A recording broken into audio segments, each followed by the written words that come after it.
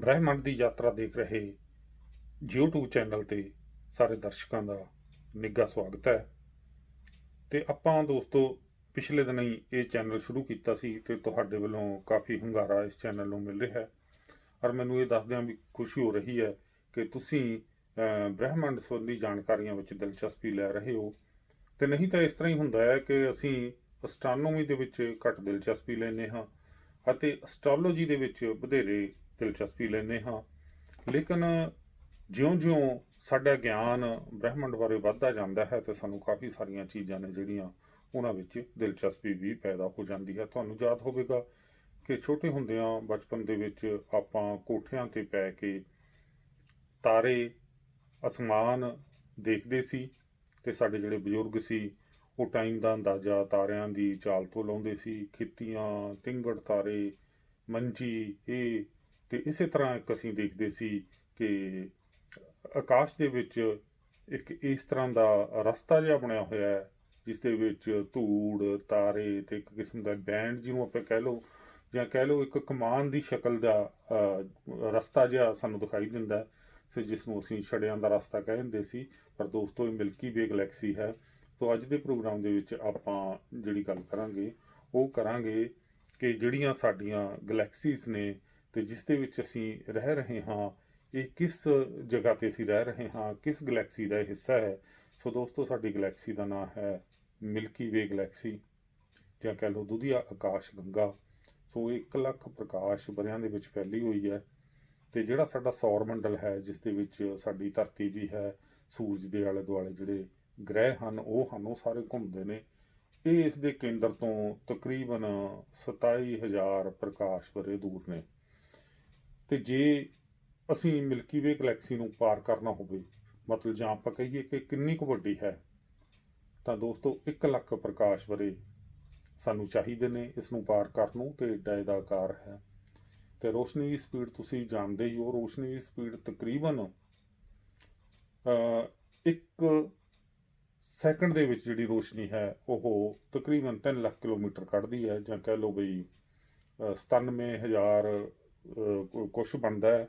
ਤੇ ਜੇ ਇੰਨੀ ਸਪੀਡ ਤੇ ਚੱਲ ਰਹੀ ਰੋਸ਼ਨੀ ਨੂੰ ਸਾਡੀ ਮਿਲਕੀ ਵੇ ਗਲੈਕਸੀ ਹੈ ਜਿਹੜੀ ਜਾਂ ਦੁਧੀਆ ਆਕਾਸ਼ ਗੰਗਾ ਤੇ ਇਸ ਨੂੰ ਪਾਰ ਕਰਨ ਲੱਗਿਆਂ ਅਗਰ 1 ਲੱਖ ਸਾਲ ਲੱਗਦਾ ਤਾਂ ਤੁਸੀਂ ਆਪ ਹੀ ਅੰਦਾਜ਼ਾ ਲਾ ਲਓ ਕਿ ਇਹ ਕਿੱਡੀ ਕੁ ਵੱਡੀ ਹੋਵੇਗੀ। ਇਸ ਦੇ ਵਿੱਚ 200 ਤੋਂ ਲੈ ਕੇ 400 ਬਿਲੀਅਨ ਤੱਕ ਤਾਰੇ ਹਨ ਤੇ ਇਸ ਦੇ ਵਿੱਚ ਬਹੁਤ ਸਾਰੇ ਇਸ ਤਰ੍ਹਾਂ ਦੇ ਭੇਦ ਨੇ, ਇਸ ਤਰ੍ਹਾਂ ਦੇ ਖਿੱਤੇ ਨੇ ਤੋ ਜਿਹੜੇ ਆਪਾਂ ਕਦੇ ਨਾ ਸੁਣੇ ਨੇ ਤੇ ਜੋ ਸਾਡੇ ਲਈ ਹੈਰਾਨੀ ਵੀ ਪੈਦਾ ਕਰਨਗੇ। ਸੋ ਆਓ ਆਪਾਂ ਤੁਹਾਨੂੰ ਇਸ ਦੇ ਕੁਝ ਦ੍ਰਿਸ਼ ਵਿਖਾਉਂਦੇ ਹਾਂ। ਤਾਂ ਉਮੀਦ ਕਰਦਾ ਹਾਂ ਕਿ ਤੁਹਾਨੂੰ ਇਹ ਵੀਡੀਓ ਪਸੰਦ ਆਵੇਗੀ। ਹਾਂ, ਇੱਕ ਗੱਲ ਮੈਂ ਜ਼ਰੂਰ ਕਹਾਂਗਾ ਕਿ ਇਸ ਚੈਨਲ ਨੂੰ ਸਬਸਕ੍ਰਾਈਬ ਵੀ ਕਰੋ ਤਾਂ ਕਿ ਮੈਂ ਤੁਹਾਡੇ ਲਈ ਵਧੀਆ ਮੂਵੀਆਂ ਹੋਰ ਬਣਾ ਕੇ ਪਾ ਸਕਾਂ ਤੇ ਨਾਲ ਦੀ ਨਾਲ ਤੇ ਆਪਣੇ ਸੁਝਾਅ ਵੀ ਦਿਓ ਕਿ ਆਪਾਂ ਇਸ ਨੂੰ ਹੋਰ ਕਿਸ ਤਰ੍ਹਾਂ ਵਧੀਆ ਬਣਾ ਸਕਦੇ ਹਾਂ। ਸੋ ਚਲੋ ਫਿਰ ਦੇਖਦੇ ਹਾਂ ਦੋਸਤੋ ਬ੍ਰਹਮ ਦੇਸ਼ ਦੀਆਂ ਮਹਾਨਗਰੀਆਂ। ਬ੍ਰਹਿਮੰਡ ਇੱਕ ਪੂਰਾ ਜੇ ਦੇਸ਼ ਮੰਨ ਲਈਏ ਤਾਂ ਜਿਹੜੀਆਂ ਜਿਵੇਂ ਛੋਟੇ ਛੋਟੇ ਇੱਕ ਦੇਸ਼ ਦੇ ਵਿੱਚ ਨਗਰ ਹੁੰਦੇ ਨੇ, ਜਿਵੇਂ ਭਾਰਤ ਹੈ, ਕੈਨੇਡਾ ਹੈ ਤੇ ਇਹਦੇ ਵਿੱਚ ਸ਼ਹਿਰ ਨੇ, ਇਸੇ ਤਰ੍ਹਾਂ ਜਿਹੜੀਆਂ ਗਲੈਕਸੀਜ਼ ਨੇ ਇਹਨਾਂ ਨੂੰ ਆਪਾਂ ਸ਼ਹਿਰ ਮੰਨ ਕੇ ਚੱਲੀਏ, ਮਹਾਨਗਰੀਆਂ ਮੰਨ ਕੇ ਚੱਲੀਏ, ਜੋ ਵੱਡੇ ਸ਼ਹਿਰ ਕਹਿ ਸਕਦੇ ਹਾਂ। ਤਾਂ ਉਹਦੇ ਵਿੱਚ ਜਿਹੜੇ ਫਿਰ ਅੱਗੇ ਹੋਰ ਗ੍ਰਹਿ ਨੇ, ਜਿਸ ਤਰ੍ਹਾਂ ਸਾਡਾ ਸੌਰ ਮੰਡਲ ਹੈਗਾ ਤਾਂ ਉਹ ਛੋਟੇ ਛੋਟੇ ਪਿੰਡ ਲਾ ਲਓ ਤੇ ਧਰਤੀ ਹੈ ਜਿਹੜਾ ਇੱਕ ਸਾਡਾ ਨਿੱਕਾ ਜਿਹਾ ਘਰ ਇਹ ਲਾ ਲਓ। ਤੇ ਇਹ ਜਿਹੜਾ ਹੈਗਾ ਇਹ ਕਿਵੇਂ ਵਰਤਾਰਾ ਸਾਰਾ ਵਾਪਰ ਰਿਹਾ ਹੈ ਤੇ ਇਸ ਨੂੰ ਅਸੀਂ ਜਾਣਨਾ ਹੈ। ਤੇ ਸਾਡੀ ਮਿਲਕੀ ਵੇ ਗਲੈਕਸੀ ਜੇ ਆਪਾਂ ਬਾਕੀ ਗਲੈਕਸੀਆਂ ਦੇਖੀਏ ਤਾਂ ਬਹੁਤ ਸਾਰੀਆਂ ਗਲੈਕਸੀਆਂ, ਲੱਖਾਂ ਗਲੈਕਸੀਆਂ ਨੇ ਬ੍ਰਹਿਮੰਡ ਦੇ ਵਿੱਚ। ਸੋ ਸਾਡੀ ਜਿਹੜੀ ਗਲੈਕਸੀ ਹੈ ਇਹ ਵੀ ਕੋਈ ਬਹੁਤੀ ਵੱਡੀ ਨਹੀਂ ਐਡੇ ਵੱਡੇ ਪਸਾਰ ਦੇ ਵਿੱਚ। ਤੇ ਜਿਹੜਾ ਲੋਕਲ ਗਰੁੱਪ ਆਫ ਗਲੈਕਸੀਜ਼ ਹੈ ਜਿਹਦੇ ਵਿੱਚੋਂ 50 ਦੇ ਕਰੀਬ ਗਲੈਕਸੀਆਂ ਹੈਗੀਆਂ, ਤਾਂ ਉਹਦੇ ਵਿੱਚੋਂ ਸਾਡੀ ਜਿਹੜੀ ਗਲੈਕਸੀ ਆ ਉਹ ਦੂਸਰੇ ਨੰਬਰ ਤੇ ਹੈ।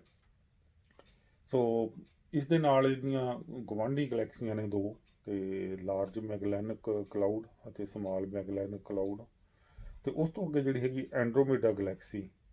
ਸੋ ਉਹ ਲੋਕਲ ਗਲੈਕਸੀ ਦੇ ਗਰੁੱਪ ਤੋਂ ਸਭ ਤੋਂ ਵੱਡੀ ਹੈ। ਤਾਂ ਉਸ ਦਾ ਜਿਹੜਾ ਆਕਾਰ ਹੈ ਜੇ ਉਸ ਨੂੰ ਪਾਰ ਕਰਨਾ ਹੋਵੇ ਤਾਂ 1,60,000 ਜਿਹੜੇ ਪ੍ਰਕਾਸ਼ ਵਰ੍ਹੇ ਨੇ ਉਹ ਚਾਹੀਦੇ ਨੇ। ਸੋ ਇਹ ਸਾਰਾ ਕੁਝ ਘੁੰਮ ਰਿਹਾ ਹੈ, ਲਾਟੂ ਮਧਾਣੀਆਂ ਵਾਂਗੂ ਜਿਵੇਂ ਕਹਿੰਦੇ ਨੇ ਕਿ ਘੁੰਮ ਰਿਹਾ ਹੈ। ਤੇ ਸਾਡਾ ਜਿਹੜਾ ਸੂਰਜ ਹੈ ਜਾਂ ਸਾਡਾ ਸੌਰ ਮੰਡਲ ਹੈ, ਤੇ ਜਿਵੇਂ ਸਾਡੀ ਧਰਤੀ ਸੂਰਜ ਦੇ ਦੁਆਲੇ ਘੁੰਮ ਰਹੀ ਹੈ 365 ਦਿਨਾਂ ਦੇ ਵਿੱਚ ਇੱਕ ਗੇੜਾ ਪੂਰਾ ਕਰਦੀ ਹੈ, ਸੋ ਇਸੇ ਪ੍ਰਕਾਰ ਸਾਡਾ ਜਿਹੜਾ ਸੂਰਜ ਹੈ ਉਹ ਜਿਹੜਾ ਗਲੈਕਸੀ ਦਾ ਕੇਂਦਰ ਹੈ, ਤੋਂ ਉਸ ਦੇ ਦੁਆਲੇ ਘੁੰਮ ਰਿਹਾ ਹੈ, ਬੜੀ ਤੇਜ਼ ਸਪੀਡ ਨਾਲ ਘੁੰਮ ਰਿਹਾ ਹੈ। ਤੇ ਇਸ ਨੂੰ 250 ਮਿਲੀਅਨ ਸਾਲ ਲੱਗਦੇ ਨੇ ਇੱਕ ਚੱਕਰ ਪੂਰਾ ਕੱਟਣ ਨੂੰ।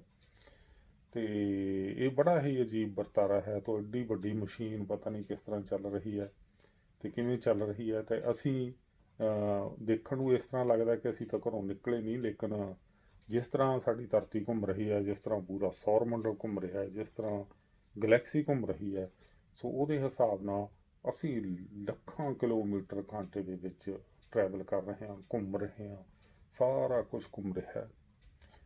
ਤੋ ਅਸੀਂ ਕਦੇ ਜਾਣਨ ਦੀ ਕੋਸ਼ਿਸ਼ ਨਹੀਂ ਕੀਤੀ ਕਿ ਇਸ ਪੂਰੇ ਬ੍ਰਹਿਮੰਡ ਦੇ ਵਿੱਚ ਇਹ ਧਰਤੀਆਂ ਕਿਵੇਂ ਘੁੰਮ ਰਹੀਆਂ ਨੇ, ਕੌਣ ਇਹਨਾਂ ਨੂੰ ਸਹਾਰਾ ਦੇ ਰਿਹਾ ਹੈ, ਕੌਣ ਇਹਨਾਂ ਨੂੰ ਇਹ ਡਿੱਗਦੀਆਂ ਕਿਉਂ ਨਹੀਂ, ਇਹ ਕਿਸ ਚੀਜ਼ ਨਾਲ ਬੰਨੀਆਂ ਹੋਈਆਂ ਨੇ, ਡਾਰਕ ਮੈਟਰ ਕੀ ਹੈ, ਡਾਰਕ ਐਨਰਜੀ ਕੀ ਹੈ, ਇਹ ਆਪਾਂ ਆਉਣ ਵਾਲੇ ਦਿਨਾਂ ਵਿੱਚ ਗੱਲ ਕਰਾਂਗੇ। ਸੋ ਉਮੀਦ ਕਰਦਾ ਹਾਂ ਦੋਸਤੋ ਕਿ ਤੁਸੀਂ ਇਸ ਚੈਨਲ ਨੂੰ ਸਬਸਕ੍ਰਾਈਬ ਕਰੋਗੇ, ਪਸੰਦ ਕਰੋਗੇ ਤੇ ਇਹਦੇ ਵਿੱਚ ਦਿਲਚਸਪੀ ਲਓਗੇ। ਚਲੋ ਫਿਰ ਇੱਥੇ ਹੀ ਸਮਾਪਤ ਕਰਦੇ ਹਾਂ। ਮੇਰੇ ਵੱਲੋਂ ਤੁਹਾਨੂੰ ਸਾਰਿਆਂ ਨੂੰ ਸਤਿ ਸ੍ਰੀ ਅਕਾਲ।